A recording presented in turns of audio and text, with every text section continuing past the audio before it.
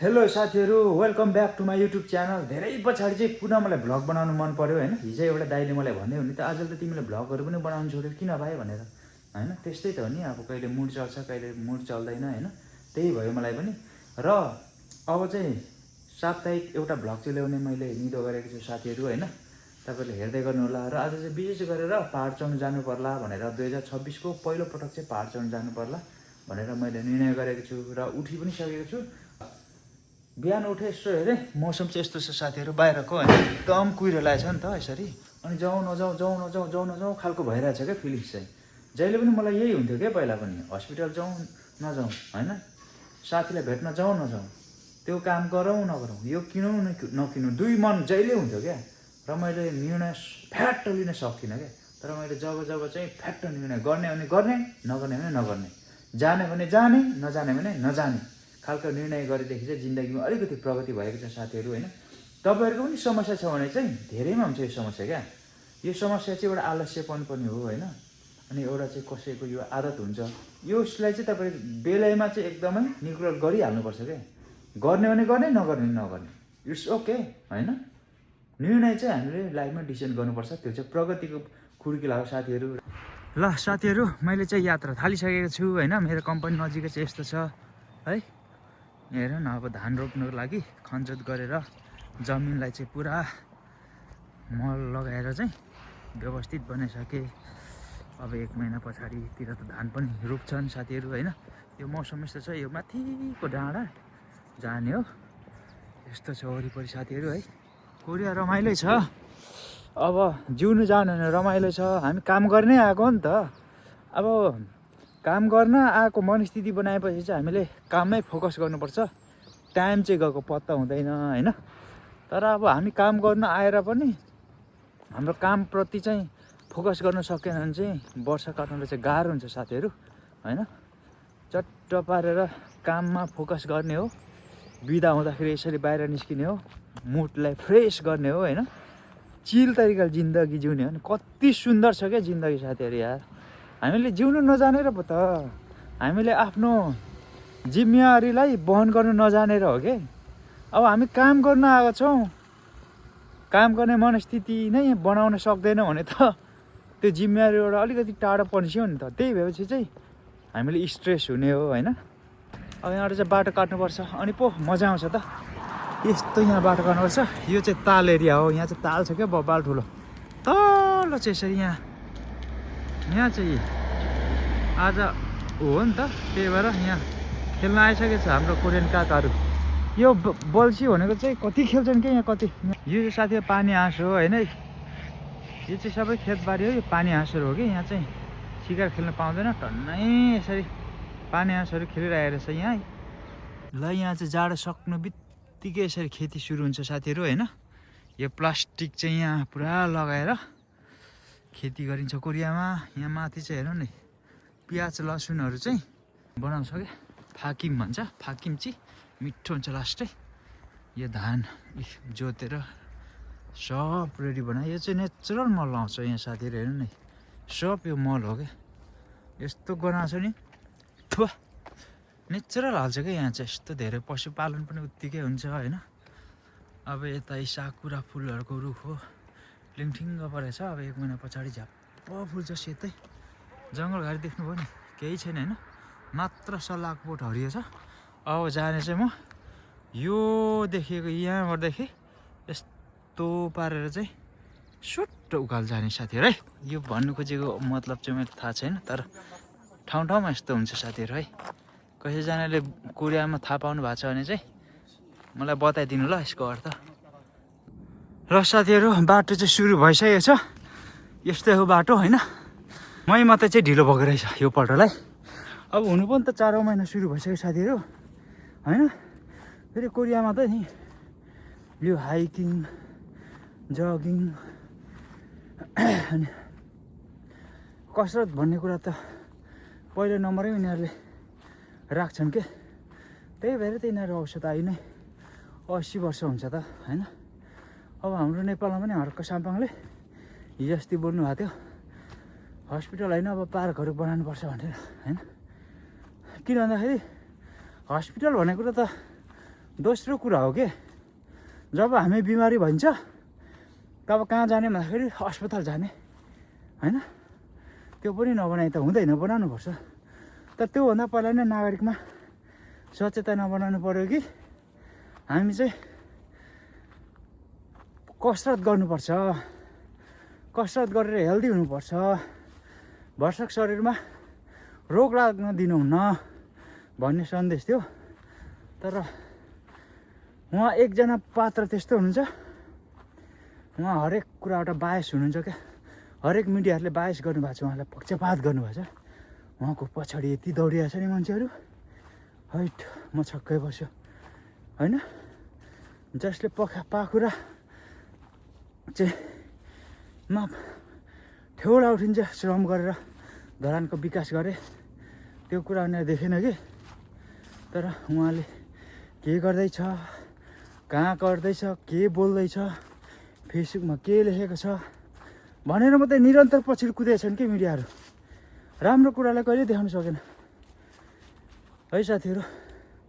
त्यस्तै छ, हामीले चाहिँ सचेत नागरिक भएको कारणले गर्दाखेरि पक्षभन्दा पनि राम्रो कुरालाई राम्रो, नराम्रो कुरालाई नराम्रो भन्ने ट्रेन्ड चलाउनुपर्छ क्या। हामीले ट्रेन्डलाई समात्न सक्यो भने चाहिँ बालेन जस्तो सक्सेस पनि भन्छ। प्रधानमन्त्री हुनुभन्दा अगाडि छ्याप्प गीत रिलिज गर्थे होइन, चुनावी भिडियोहरूलाई उसले छाँटकाट गरेर हाल्थे। त्यो ट्रेन्ड चलेको छ क्या उसलाई, त्यो ट्रेन्डमा यो गर्नुपर्छ भनेको चाहिँ उसलाई स्पष्ट थाहा छ होइन। त्यस्तै हामीले पनि आफ्नो ट्रेन्डलाई चाहिँ फलो गर्न सक्नुपर्छ। कुनै कुनै दिन पक्कै पनि काम लाग्छ साथीहरू। बाटो एकदमै ठाडो छ,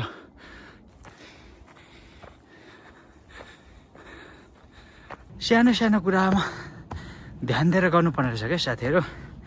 खालि हामी चाहिँ विकास हुने बित्तिकै ठुल्ठुला बाटाहरू,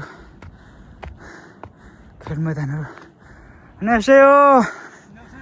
안녕하세요.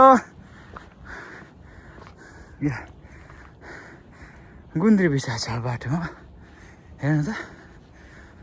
यहाँ पनि फुलेछ, भमरा पनि खेल्दैछ यहाँ त। त्यहाँ छु ल साथीहरू। ल भमरा मैले पहिलाबाट देखेँ यार। भमरा डाली डाली फुल फुल्यो, पातो पातो म भुले। ओए चिन्छ क्या हो ल,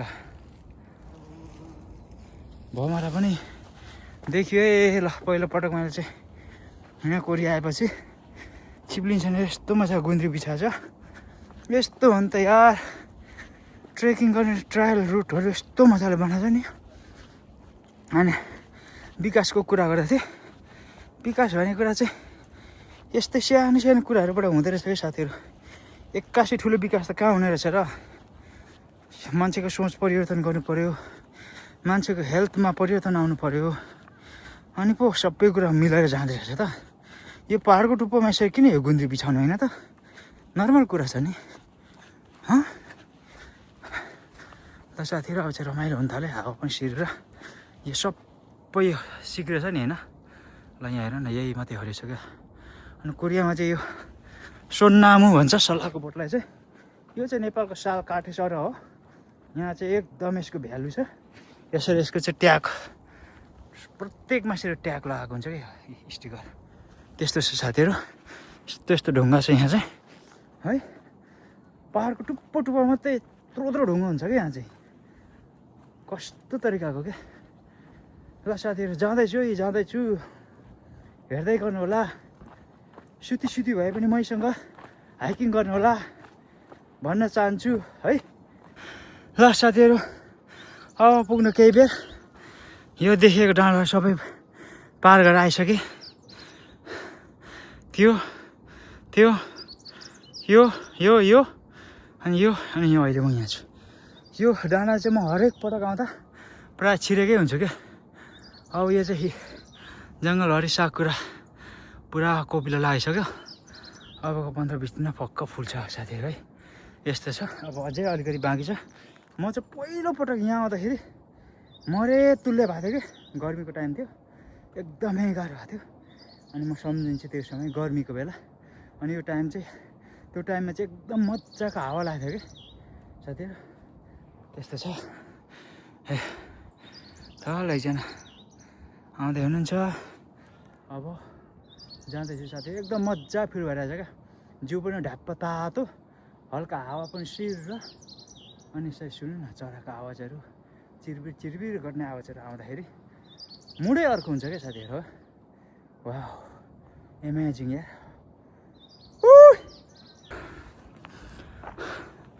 र साथीहरू फाइनली म चाहिँ पहाडको टुप्पोमा आइसकेको छु। यही हो पहाड चाहिँ होइन।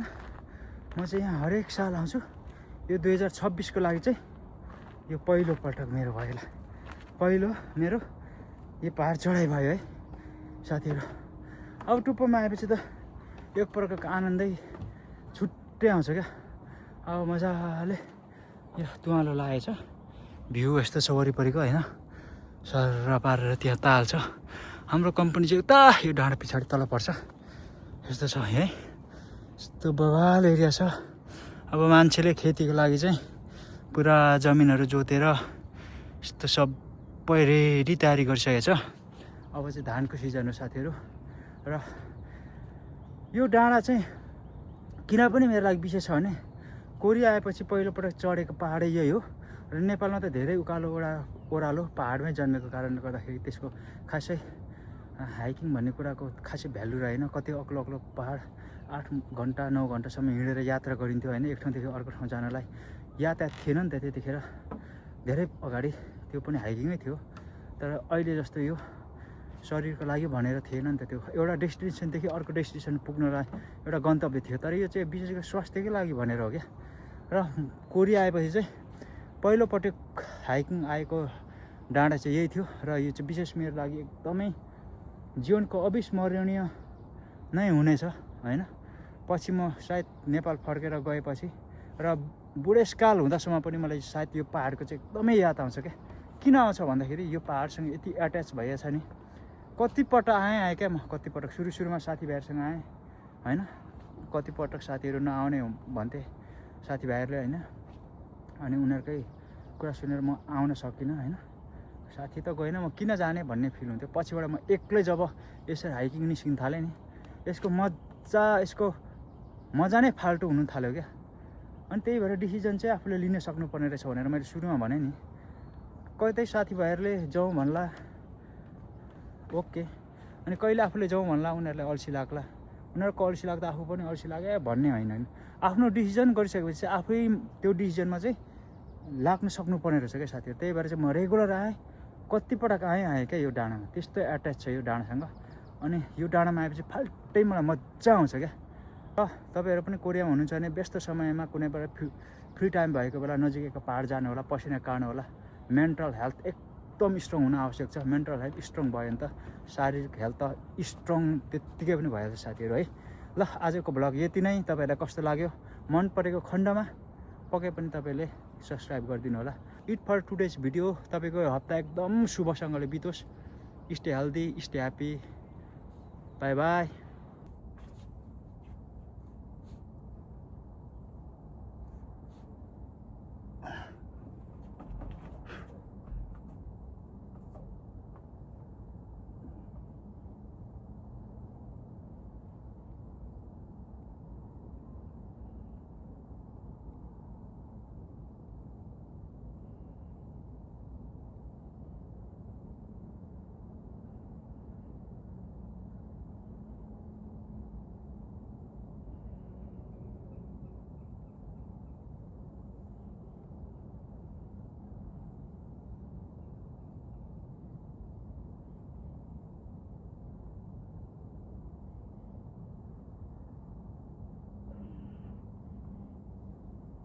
Yeah.